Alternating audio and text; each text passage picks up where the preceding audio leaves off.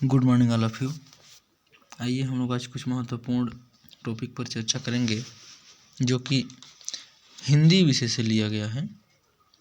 हिंदी हर exam में question आता ही आता है, तो मैंने कुछ एकदम महत्वपूर्ण टॉपिक को लिया हूँ यहाँ पर, और इसमें मैं आपको एक दो टॉपिक पर डिस्कस करूँगा। तो आइए हम लोग देखते हैं हिंदी के कुछ महत्वपूर्ण टॉपिक, और जो कि सभी जगह देखने को नहीं मिलते हैं। ये तो कई किताबों में भी नहीं मिलेंगे आपको। ठीक है, तो वीडियो में लास्ट तक बने रहिए ताकि आपको कुछ महत्वपूर्ण जानकारी दिया जा सके। व्यंजन के बारे में कुछ जानकारी दिया जाएगा। स्वराघात क्या होता है, बलाघात क्या होता है ना।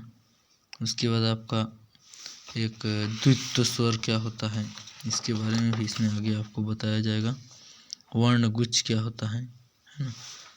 कुछ दो चार चुनिंदा और बहुत महत्वपूर्ण टॉपिक को मैंने सेलेक्ट किया है। तो आइए स्टार्ट करते हैं बिना देरी किए। ठीक है, संयुक्त व्यंजन क्या होता है, सबसे पहले ये जानने का कोशिश करेंगे कि ये संयुक्त व्यंजन क्या है ना।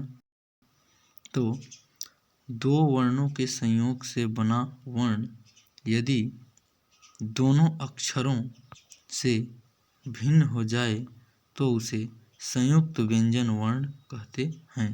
मतलब कहने का क्या मतलब है कि आप हिंदी के दो वर्णों को ले लीजिए, दो वर्ण को ले लीजिए और दोनों को मिला देंगे तो उन दोनों वर्ण, जो वर्ण आप लिए हैं उसका तो कुछ अवशेष भी नहीं बचेगा, बल्कि वो कोई तीसरा वर्ण बन जाएगा, है ना। तो जब ऐसा बनता है तो इस टाइप के जो वर्ण होते हैं वो क्या होते हैं, संयुक्त व्यंजन वर्ण होते हैं। ठीक है, क्या होते हैं, संयुक्त व्यंजन वर्ण कहलाते हैं। तो यहाँ पर डेफिनेशन भी लिखा है कि दो वर्णों के संयोग से बना वर्ण यदि दोनों अक्षरों से भिन्न हो जाए तो उसे संयुक्त व्यंजन वर्ण कहते हैं। उदाहरण के लिए त में हलंत लगा है, मतलब इसको हाफ मानेंगे हम लोग, आधा त है और फिर उसमें प्लस र जोड़ देंगे, है ना। तो दोनों मिलाने के बाद क्या बन जाएगा, त्र बन जाएगा। ठीक है, त प्लस र बराबर त्र बन जाएगा। तो जब ऐसे बनता है तो ये जो त और र है ये तो हिंदी के दो वर्ण हैं। ठीक है, इसमें त में जो है आपका क्या है, ये आधा है, मतलब इसमें स्वर नहीं है, और र में स्वर है। दोनों को जब मिलाया गया तो त और र दोनों को छोड़ के एक तीसरा वर्ण बन गया है त्र, है ना।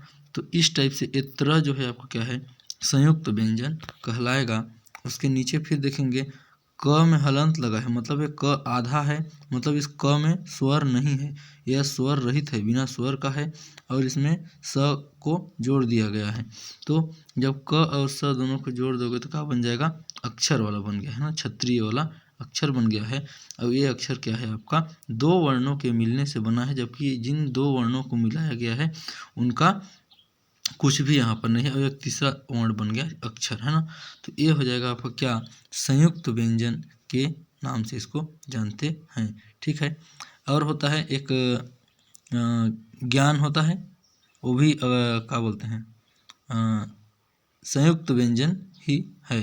ठीक है, तो इस टाइप से आप संयुक्त व्यंजन को पहचान सकते हैं। और एक स्र भी होता है ना, एक स्र होता है और एक क्या होता है, ज्ञान होता है। एक सेकंड, अगर मैं कोशिश करूं लिखने का, ज्ञान, ये जो है आपका, ये भी क्या है, संयुक्त व्यंजन के अंतर्गत आता है। और एक अक्षर और होता है, क्या होता है, स्र। ये जो स्र भी आपको दिख रहा होगा, ये भी क्या है, संयुक्त व्यंजन की श्रेणी में ही आता है। तो हिंदी वर्णमाला में 4 ठो संयुक्त व्यंजन हैं। ठीक है, 4 ठो क्या हैं, संयुक्त व्यंजन हैं। तो इनको जानते रहिएगा, ये आपको एग्जाम में कभी भी पूछा जा सकता है, किसी भी एग्जाम में। ठीक है, अब हम लोग इसके आगे चलेंगे। अगर इसके आगे अगर देखेंगे तो अच्छा, इसमें और एक चीज़ को डिस्कस किया गया है, पहले जो अक्षर आएगा वह आधा होगा, है ना। पहले जो अक्षर आता है वो आधा होता है ना। तो किसी भी संयुक्त व्यंजन में पहले जो अक्षर आएगा वो क्या हो जाएगा, आधा होगा। जैसे यहाँ पर त दिख रहा है आपको, त जो दिख रहा है ये पहले आया है इसीलिए ये आधा है, और र बाद में आया है तो ये पूरा है। दूसरे में अक्षर वाले में क पहले आया है, स बाद में आया है, तो क आधा है और स पूरा है। ठीक है। और उदाहरण के लिए और देखते हैं क्या यहाँ लिखा है, द्वारा, आधा द प्लस वा प्लस रा बराबर क्या बना है, द्वारा।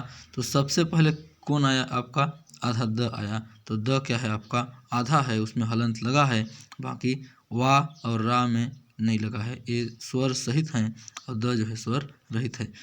तो आधा द पहले आया है तो वह क्या हो जाएगा, आधा हो जाएगा, हाफ कह सकते हो उसको। और वा और रा बाद में आया है तो क्या है, पूरा है। मतलब व जो है उसमें आ की मात्रा भी लगा है और उसमें स्वर भी है और र में भी स्वर है, स्वर सहित हो गया और स्वर रहित आपका द हो गया। ठीक है। तो इसको हम लोग आधा और पूरा में बांट सकते हैं। तो आप समझ गए होंगे कि संयुक्त व्यंजन क्या होता है। दो वर्णों के संयोग से बना वर्ण यदि दोनों अक्षरों से भिन्न हो जाए, तीसरा अक्षर कोई बन जाए, तो उसको हम लोग क्या बोलेंगे, व्यंजन, संयुक्त व्यंजन बोलेंगे। ठीक है। उदाहरण के लिए आपका त्र और अक्षर दिया है और दो और होते हैं क्या, ज्ञान और श्र, श्रमिक वाला श्र। ठीक है। चलिए अभी भी जान गया कि जो पहले आएगा वो आधा होगा, बाद में जो आएगा वो पूरा होगा। ठीक है। अब इसके आगे हम लोग अगला देखते हैं, द्वित्व स्वर क्या होता है। ठीक है। द्वित्व स्वर क्या होता है इसको भी देखेंगे हम लोग। तो द्वित्व स्वर क्या होता है, जहाँ स्वर रहित तथा स्वर सहित व्यंजन एक ही जाति के हों वहाँ द्वित्व व्यंजन होता है। देखिए क्या लिखा है, जहाँ पर द्वित्व व्यंजन में क्या लिखा है कि जहाँ स्वर रहित तथा स्वर सहित व्यंजन, स्वर रहित तथा स्वर सहित व्यंजन एक ही जाति के हों वहाँ पर द्वित्व व्यंजन होता है। द्वित्व व्यंजन है ना। तो इसमें बोला क्या है कि स्वर रहित और स्वर सहित। तो स्वर रहित कब आएगा, जब हम लोग किसी भी अक्षर को आधा लिखेंगे तो वो क्या हो जाएगा, स्वर रहित हो जाएगा। और उसको पूरा फिर से लिखेंगे उसी जाति का, वही अक्षर जिसको आपने आधा लिखा है उसी को आप फिर से पूरा लिखेंगे उसी के साथ, तो वो क्या हो जाएगा, स्वर सहित हो जाएगा। तो स्वर रहित और स्वर सहित व्यंजन एक ही जाति के हों तो वहाँ पर द्वित्व व्यंजन होता है। आइए देखते हैं हम लोग द्वित्व व्यंजन के बारे में। उदाहरण कुछ लिखा है यहाँ पर, दिल्ली, बच्चा, सच्चा, मुन्ना, पत्ता, ये सारा चीज़ आपको देखने को मिल रहा है। ठीक है। तो इसमें आप देखेंगे कि दिल्ली में ल को देखेंगे तो ल एक बार आधा लिखा है और फिर ल एक बार पूरा लिखा है ना। तो एक बार आधा लिखा है मतलब वो स्वर रहित हो गया, बिना स्वर का है, और जो पूरा लिखा है वो क्या है, स्वर सहित है। तो स्वर रहित और स्वर सहित एक ही जाति के व्यंजन जब एक ही स्थान पर पाए जाते हैं तो ऐसे में क्या हो जाता है, आपका द्वित्व व्यंजन कहलाता है। ठीक है। बच्चा में आपका च दिखेगा, सच्चा में भी च, मुन्ना में न दिखेगा, पत्ता में त दिखेगा। एक बार बिना स्वर का और एक बार स्वर के साथ आ रहा है, एक ही जगह पर आ रहा है और एक ही जाति का है, तो ऐसे में क्या बनेगा, आपका द्वित्व व्यंजन कहलाएगा। ठीक है। तो ये आपका द्वित्व व्यंजन बन गया। ठीक है। द्वित्व व्यंजन का कुछ उदाहरण आप कमेंट करें प्लीज़, मैं वेट करूँगा। हो सकता है आपको एक नया शब्द आपके दिमाग पर जोर डालेंगे तो नया शब्द मिलेगा। द्वित्व व्यंजन का जो उदाहरण मैंने नहीं दिया है यहाँ पर, उसको आप लोग कमेंट बॉक्स में कमेंट करें। ठीक है।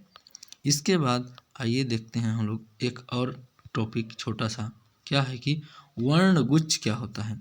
वर्णगुच्छ क्या होता है ना। ये सब चीज़ें आपको हर किताब में नहीं मिलेंगी, बट मेरे पास था अवेलेबल तो मैंने सोचा क्यों न इन सभी ज्ञान की बातों को शेयर किया जाए। ठीक है। तो वर्णगुच्छ क्या होता है, तो वर्णगुच्छ देखिए, जहाँ स्वर रहित तथा जहाँ पर क्या है, स्वर रहित, ठीक है, जहाँ पर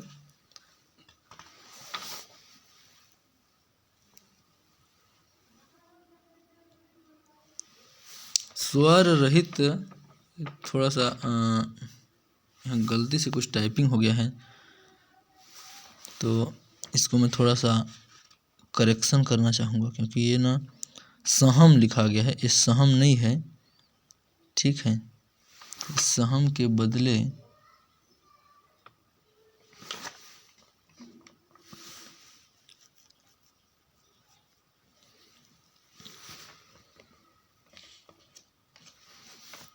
देखिए वर्ण गुच्छ जो टॉपिक है इसमें थोड़ा सा टाइपिंग मिस्टेक हो गया है। क्या कि जहाँ स्वर रहित और स्वर सहित वर्ण अलग अलग जाति के हों वहाँ वर्णगुच्छ होता है। ठीक है, आपका जो द्वित्व स्वर था उससे ही मिलता जुलता है ये।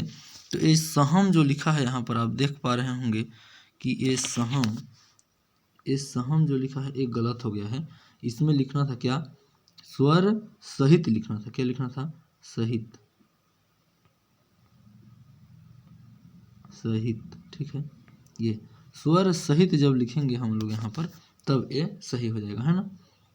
वर्णगुच्छ में क्या होगा, जहाँ स्वर सहित और जहाँ स्वर रहित और स्वर सहित वर्ण अलग अलग जाति के हों वहाँ वर्णगुच्छ होता है। मतलब क्या कहना चाह रहा है, क्या कहना चाह रहा है कि जहाँ पर स्वर रहित मतलब जिसमें क्या है, स्वर नहीं है। ठीक है, स्वर नहीं है ना। तो स्वर नहीं है और फिर बोलता है स्वर रहित और स्वर सहित, दोनों स्वर रहित और स्वर सहित वर्ण अलग अलग जाति के हों। जैसे हम लोग पहले पढ़े थे क्या, दिल्ली, है ना।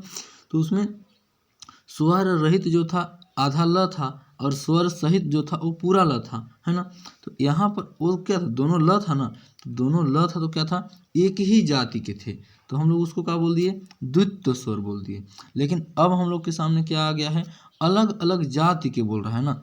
तो वहाँ पर आपने उदाहरण दिल्ली का लिया था, तो अब आप दिल्ली का नहीं लेंगे क्योंकि दिल्ली में तो दोनों ल था, एक ही जाति का। तो इसमें अलग अलग जाति के हों लिखा है ना, अलग अलग जाति के हों। क्या लिखा है, अलग अलग जाति के। देखिए अ हो गया अलग अलग, अलग अलग जाति के। तो अलग अलग जाति के जब होंगे तब हम लोग क्या करेंगे उसको, तब उस टाइम में हम लोग को क्या करना पड़ेगा, अलग अलग जाति के होंगे तब वहाँ पर वर्णगुच्छ होगा। आइए हम लोग कुछ उदाहरण से समझेंगे तो आसानी से समझ पाएंगे। ठीक है, ये देखिए उदाहरण क्या लिखा है, मिथ्या, सत्य, त्याम लिखा गया है ना, ये त्याग होगा। ठीक है, क्या होगा, ये त्याग होगा। टाइपिंग मिस्टेक हो जा रहा है थोड़ा सा। ये क्या है, ये त्याम नहीं है, ये त्याग है ना। क्या है, त्याग, त्याग, ऐसे त्याग हो जाएगा। ठीक है, ये आपका त्याग हो जाएगा, है ना। तो यहाँ पर क्या लिखा है देखिए, अब इसमें समझने की कोशिश करेंगे हम लोग। मिथ्या लिखा है, मी आधा था और या, है ना। तो परिभाषा में क्या बोला गया है कि स्वर रहित और स्वर सहित वर्ण अलग अलग जाति के हों। तो स्वर रहित देखेंगे तो आधा थ, मिथ्या को अगर आप देखेंगे, मिथ्या को देखेंगे इसको, तो इसमें आधा थ जो बना है, आधा थ जो बना है वो क्या है, स्वर रहित है, उसमें स्वर नहीं है। और उसके बाद में एक ठो या लिखा है, ये क्या है, स्वर सहित है ना। एक स्वर रहित है और एक स्वर सहित है और ये दोनों अलग अलग जाति के हैं। एक ठो थ है तो एक ठो य है, अलग अलग जाति के हैं। ठीक है, तो जब इस टाइप से मिलते हैं तब हम लोग क्या बोलेंगे, इनको वर्ण गुच्छ कहेंगे। क्या कहेंगे, वर्ण गुच्छ, है ना।